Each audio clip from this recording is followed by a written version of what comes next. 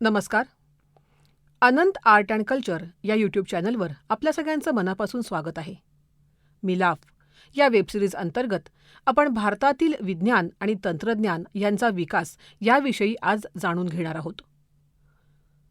आध्यात्मिक आणि धार्मिक विकासाबाबत भारतानं संपूर्ण विश्वाला केलेलं मार्गदर्शन सर्वश्रुत आहेच. हे मार्गदर्शन इतकं प्रभावी आहे की आज हजारो वर्ष लोटली तरी देखील अनेक परदेशी नागरिक आध्यात्मिक मार्गदर्शनाच्या शोधार्थ भारतात येतात आणि येथील योगविद्या, जीवनमूल्य, जीवनशैली याबाबत अधिकारी व्यक्तींकडून मार्गदर्शन घेतात. मात्र याचा अर्थ भारत ऐहिक जीवनाच्या उन्नतीबाबत पिछाडीवर राहिला असा नाही. प्राचीन काळापासूनच भारतामध्ये विज्ञान आणि तंत्रज्ञान विषयक अनेक मूलभूत गोष्टींचा विकास झाला. सुतापासून कापड बनवणं, कापडावर रंग चढवणं, विविध प्रकारचे सुगंध बनवणं, औषध निर्मिती, गणित, भूमिती, खगोलशास्त्र यातील महत्त्वाचे शोध आणि सिद्धांत, धातुकाम अशा अनेकविध गोष्टींचा भारतात झालेला विकास हा विज्ञान आणि तंत्रज्ञान यावर आधारित होता. यावरूनच भारतामध्ये विज्ञान तंत्रज्ञानाची किती प्रगती झाली होती याचा अंदाज येतो. गणित, वैद्यकशास्त्र, औषध निर्मिती, भौतिकशास्त्र, रसायनशास्त्र, धातू उद्योग अशा सर्वच विषयांमध्ये भारतीयांनी अमूल्य असं योगदान दिलेलं आढळतं. प्राचीन काळी गणित या विषयामध्ये अंकगणित, बीजगणित, भूमिती, खगोलशास्त्र आणि ज्योतिष या सर्वच गोष्टींचा समावेश होत असे.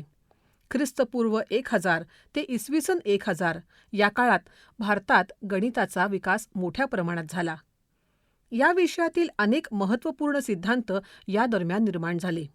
भूमितीचे तंत्र आणि शून्याचा शोध ही भारतानं जगाला दिलेली अमूल्य देणगी आहे.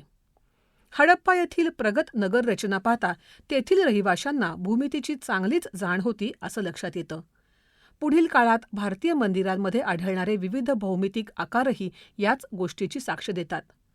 बौद्धन्य यांनी ख्रिस्तपूर्व 6व्या शतकात लिहिलेला शल्वसूत्र हा भारतातील गणितावरील सर्वात प्राचीन ग्रंथ आहे. या ग्रंथामध्ये पाय या संकल्पनेचा उल्लेख आहे, जी पायथागोरसच्या सिद्धांताशी मिळती जुळती आहे. आजही वर्तुळाचं क्षेत्रफळ आणि परिघ मोजण्यासाठी या संकल्पनेचा उपयोग केला जातो. ख्रिस्तपूर्व 2ऱ्या शतकात आपस्तंभ यांनी उपयोजित भूमिती या विषयाची मुहूर्तमेढ रोवली, ज्यात काटकोन, विशालकोन आणि तीव्रकोन या संकल्पनांचा समावेश होतो. यज्ञवेदीच्या रचनेसाठी या काळात या संकल्पनांचा वापर केला जात असे. या पुढील काळात आर्यभट्ट, ब्रह्मगुप्त आणि भास्कराचार्य यांनी गणित विषयाच्या विकासात बहुमूल्य असं योगदान दिलं. आर्यभट्टांनी इसवी सन 499च्या सुमारास आर्यभट्टीय हा ग्रंथ लिहिला. मोठे अंकलिखित स्वरूपात दाखवणं, अंकविषयक सिद्धांत, भूमिती, बीजगणित, खगोलशास्त्र असे अनेक विषय या ग्रंथात समाविष्ट होते.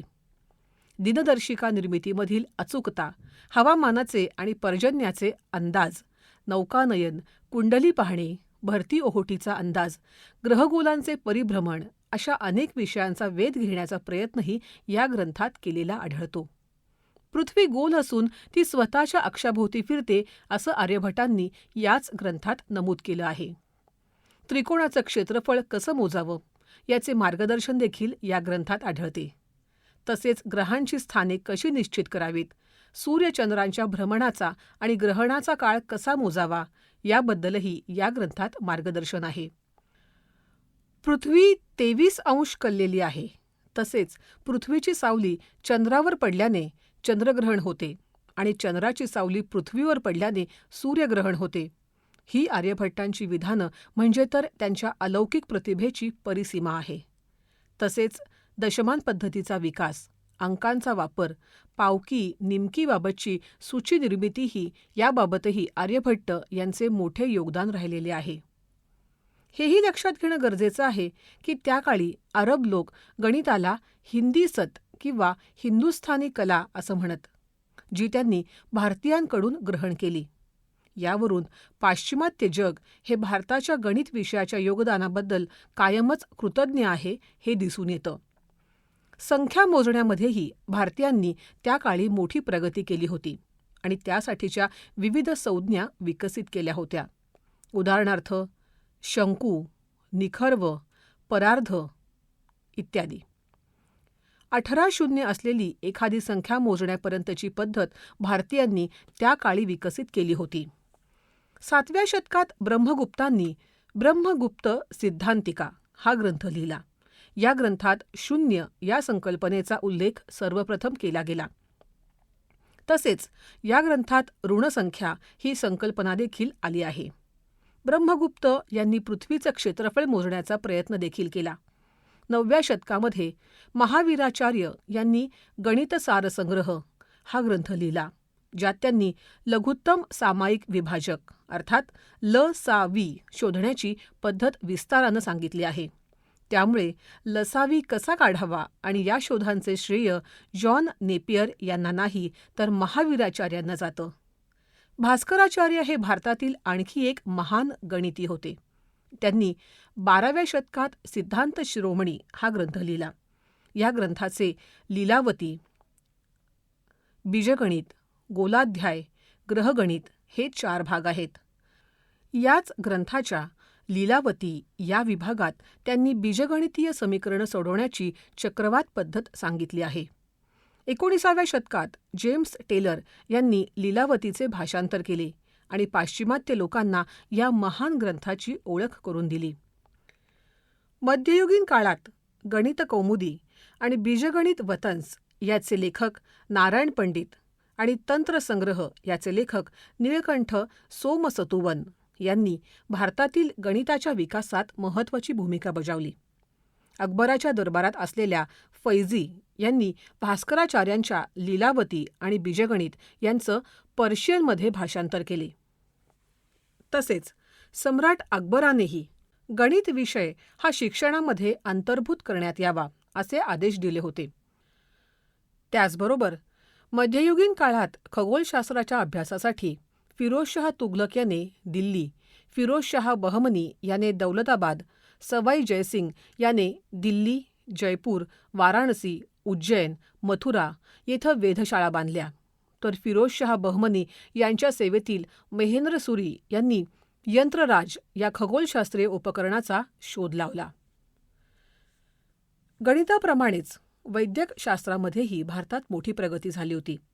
विविध प्रकारच्या व्याधी आणि त्यावरील औषधी व उपचार यासंबंधीची चर्चा आपल्याला अथर्ववेदामध्ये पाहायला मिळते, ज्यामध्ये कफ, त्वचारोग, कुष्ठरोग, अतिसार अशा रोगांवरील उपायांचा समावेश आहे.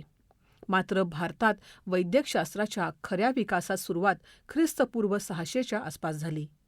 त्या काळी वाराणसी आणि तक्षशिला ही शहरं वैद्यकीय शिक्षणाची प्रमुख केंद्र म्हणून उदयास आली होती. याच सुमारास वैद्यकशास्त्रावरील सुश्रुत संहिता आणि चरक संहिता या 2 अत्यंत महत्त्वपूर्ण ग्रंथांची निर्मिती देखील झाली. सुश्रुत मुनींद्वारे लिहिल्या गेलेल्या सुश्रुत संहितेत शल्यचिकित्सेबाबत अत्यंत विस्तृत माहिती आहे. त्या काळी शल्यचिकित्सेस शस्त्रकर्म असं म्हणत. त्वचारोपण आणि मोतीबिंदू या संबंधित शस्त्रक्रियांची माहिती या सुश्रुत संहितेत अत्यंत विस्तारानं दिली गेली आहे. चरक संहितेमध्ये मुख्यतः वनस्पतींच्या औषधी वापराबाबतची चर्चा आहे. तसेच या ग्रंथात पचन, चयापचय, रोगप्रतिकारशक्ती इत्यादींबाबतही विस्तारानं माहिती दिली आहे. मानवी शरीराचे कार्य हे वात, पित्त, कफ या 3 दोषांवर चालते. या दोषांमध्ये असंतुलन निर्माण झाल्यास मनुष्य व्याधीग्रस्त होतो, असे चरक यांचे मत होते. उपचारापेक्षा प्रतिबंध बरा यावर चरक संहितेचा भर असून या ग्रंथात जनुकशास्त्राविषयी देखील माहिती आढळते. तसेच त्या काळी आयुर्वेद ही भारतातील एक प्रमुख ज्ञानशाखा होती. बौद्ध भिक्षूंद्वारे या ज्ञानशाखेचा प्रसार तिबेट आणि चीन येथे झाला. मध्ययुगात वैद्यकशास्त्रासंबंधी भारतात शारंगधर संहिता हा महत्त्वाचा ग्रंथ लिहिला गेला. याच काळात भारतात रोगनिवारणाच्या रसचिकित्सा आणि युनानी या पद्धतींचाही विकास झाला. रसचिकित्सेमध्ये उपचारासाठी खनिजांचा वापर होत असे, तर युनानी उपचार पद्धती ही ग्रीकांमार्फत भारतात आली होती. भारतीयांनी प्राचीन काळात केलेली रसायनशास्त्रातील प्रगती ही सर्वश्रुत आहे. ही प्रगती मुख्यतः धातुकाम, सुगंध निर्मिती, रंग आणि रंगद्रव्य बनवणे, उसापासून साखर बनवणे, तोफा, दारुगोळा बनवणे आणि कागद निर्मिती याबाबत झाली होती. रसायनशास्त्रास रसविद्या किंवा रसक्रिया असेही म्हणत. खनिजांपासून धातू कसे प्राप्त करावेत, तसेच धातू कसे वितळावेत याचे ज्ञान भारतीयांना होते. कुतुब मिनारच्या परिसरात उभा असलेला लोहस्तंभ हा भारतीयांच्या धातुशास्त्रातील प्रावीण्याचा पुरावा आहे. त्याच्या निर्मितीस 1000 वर्षे झाली तरी अजूनही त्यावर गंज चढलेला नाही. नागार्जुन हे प्राचीन भारतातील एक सिद्धहस्त रसायनशास्त्रज्ञ होते. असं मानलं जातं की त्यांना कोणत्याही धातूचे रूपांतर सोन्यात करण्याची तसेच संजीवनी निर्मितीची सिद्धी होती. याला किमयाशास्त्र असंही म्हणतात. त्यांनी रसरत्नाकर हा ग्रंथ लिहिला, जो त्यांच्या आणि परमेश्वराच्या दरम्यानचे संवाद या संकल्पनेवर आधारित आहे. विविध द्रव्यांच्या निर्मितीबाबत, विशेषतः पाऱ्याच्या निर्मितीबाबत या ग्रंथामध्ये चर्चा आहे. त्यांनी उत्तरतंत्र हा ग्रंथही लिहिला, जो सुश्रुत संहितेचा उत्तरार्ध मानला जातो. या ग्रंथामध्ये औषध निर्मिती कशी करावी याबाबतची माहिती देण्यात आली आहे. त्यांनी आयुर्वेद या विषयावरही काही महत्त्वाचे ग्रंथ लिहिले आहेत. मध्ययुगीन काळात भारतात कागदाचा वापर मोठ्या प्रमाणात होण्यास सुरुवात झाली. तसेच मुघलांच्या आगमनासोबत भारतात तोफेची आणि बंदुकीची दारू बनवण्यासही सुरुवात झाली. तुजुक-ई-बाबरी या ग्रंथात आपल्याला तोफा कशा ओताव्यात याची माहिती मिळते. तर आईन-ई-अकबरी या ग्रंथात सुगंध निर्मितीच्या कार्यालयावरील नियंत्रणाचा उल्लेख आहे. गुलाबाचे अत्तर बनवण्याच्या शोधाचे श्रेय नूरजहान यांच्या आईला जाते. भारतीय तत्त्वज्ञ कणाद आणि पकुद कात्यायन यांनी ख्रिस्तपूर्व 6 मध्ये संपूर्ण विश्व हे अणूंपासून बनलेले आहे हा सिद्धांत मांडला. यावरून भारतीयांनी भौतिकशास्त्रात केलेल्या प्रगतीचा देखील अंदाज येतो. अणू अत्यंत सूक्ष्म असून तो नुसत्या डोळ्यांना दिसू शकत नाही आणि त्याचे विभाजन होऊ शकत नाही, असे मत त्यांनी मांडले होते, जे आधुनिक अणुशास्त्रही मान्य करते. थोर भारतीय शास्त्रज्ञ वराह मिहिर यांनी भूगर्भशास्त्र, जलशास्त्र आणि परिस्थितिकीशास्त्र या संदर्भात अत्यंत अजोड अशी कामगिरी केली होती. त्यांनी पाण्याचे एखाद्या परिसरातील जलस्रोतांच्या अस्तित्वाचे निदर्शक असलेल्या 6 प्राण्यांची आणि 36 वनस्पतींची यादी बनवली होती. त्यांनी बृहत्संहिता हा प्रसिद्ध ग्रंथ लिहिला. भारतात प्राचीन काळापासून विशेषतः संस्कृत आणि पाली वाङ्मयात जहाज बांधणी आणि नौकानयन यांचेही अनेक उल्लेख आढळतात.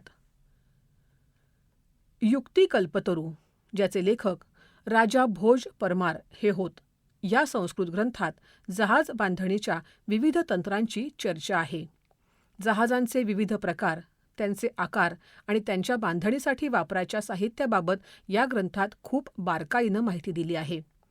प्राचीन काळी जहाजांचे सामान्य आणि विशेष, दीर्घ आणि उन्नत, तसेच सर्व मंदिर म्हणजे राजघराण्यातील लोक आणि घोडे वाहून नेण्यासाठीचे जहाज, मध्यम मंदिर म्हणजे मौज मजेसाठीचे जहाज, अर्ग मंदिर म्हणजे युद्धासाठीचे जहाज असे वर्गीकरण केले जात असे. याचबरोबर युद्धतंत्र आणि शस्त्रनिर्मिती या बाबतीतही प्राचीन काळी भारतामध्ये बरीच प्रगती झालेली दिसून येते. अजातशत्रू या राजाचे नाव युद्धतंत्राच्या प्रगतीसोबत जोडले जाते. आजही ओडिशातील शिशुपालगड येथील किल्ला भारतातील युद्धतंत्राच्या विकासाचं प्रतीक म्हणून मानला जातो. अशा तऱ्हेनं प्राचीन भारतात विज्ञान आणि तंत्रज्ञानाची भरभराट झालेली दिसून येते. मात्र कालांतरानं भारतात फोफावलेली जातीव्यवस्था, नवीन ज्ञानार्जनाबाबतची उदासीनता, तसेच धर्मसत्तेचा वाढलेला प्रभाव, सातत्यानं होणारी परकीय आक्रमणं आणि भारतीयांमध्ये बळावलेली बाबा वाक्यम प्रमाणम ही वृत्ती यामुळे भारतातील विज्ञान तंत्रज्ञानाच्या विकासास मोठी खीळ बसली. ब्रिटिश राज्यकर्त्यांचे शैक्षणिक धोरणही भारतातील विज्ञान तंत्रज्ञानाच्या विकासाबाबत उदासीनच होते. मात्र स्वातंत्र्यप्राप्तीनंतर भारतानं विज्ञान तंत्रज्ञानाच्या विकासात मोठी प्रगती साधली असून उपग्रहांची निर्मिती, अणुभट्ट्यांची निर्मिती, संगणक प्रणाली विकसन या क्षेत्रात एक अग्रगण्य देश म्हणून स्वतःची ओळख निर्माण केली आहे. त्याचबरोबर भारतानं विज्ञान तंत्रज्ञानातील विकासाच्या जोरावर स्वतःची सामरिक क्षमता आणि संरक्षण क्षमताही प्रचंड वाढवली आहे. माहिती तंत्रज्ञान क्षेत्रातील कुशल व्यावसायिक निर्माण करणारा देश म्हणूनही जगभर आज भारताला मानाचं स्थान आहे. मित्रांनो, आज आपण प्राचीन काळी भारतामध्ये झालेला विज्ञान आणि तंत्रज्ञान यांच्या विकासाचा आढावा घेतला. आजचा आमचा एपिसोड आपल्याला कसा वाटला हे खाली कमेंट सेक्शनमध्ये नक्की सांगा. आमचा हा चॅनल लाईक करा, शेअर करा, सबस्क्राईब करा. धन्यवाद.